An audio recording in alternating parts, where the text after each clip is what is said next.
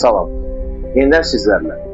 Bu dəfə sizə işdən çıxarkən çoxlarının qarşılaşdığı problemlər barəsində danışacağım. Bu problemlərdən biri nədir?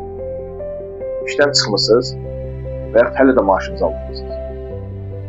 Və bununla bağlı işə götürülən rəhbərə məlumat vermənizə baxmayaraq hələ də maaşınızı almırsınız. Təbii ki, bu qanun tənzimlənir.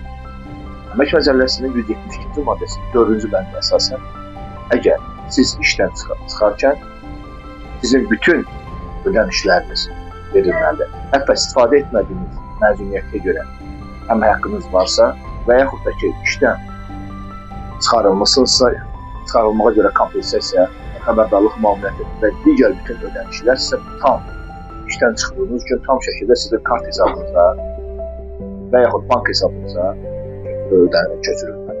Bundan əlavə, sizin əgər maaşınız, deyək ki, hər ayın biri alırsınızsa, 1000 manat bir maaş alırsınız, hər ayın biri. Buna müvafiq olaraq ayın biri yox, ayın 6-sı maaşınız ödənir. Artıq burada hər gecikən günə görə Əmək Məcəlləsinin 172-ci maddəsinin 5-ci bəndinə əsasən hər gecikən günə 1% ödənç ödənir. Bu nə deməkdir?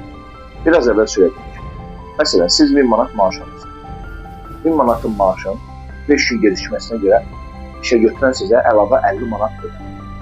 Yox, burada artıq əmək münasibətlərinin mübahisəli məsələsi yaranırsa, artıq siz bununla bağlı Dövlət Əmək Müfəttişliyi Xidmətinə, eyni zamanda məhkəməyə müraciət edə bilərsiniz. Hüquqlarınızı bilin, hüquqlarınızdan zamanında istifadə edin. Diqqətinizə görə təşəkkür edirəm. Kanalımıza abunə olmağı, videolarımızı bəyənməyi, şərh bölməsində fikirlərinizi bildirməyi unutmayın. Fikirləriniz bizim üçün çox önəmlidir. Hələlik.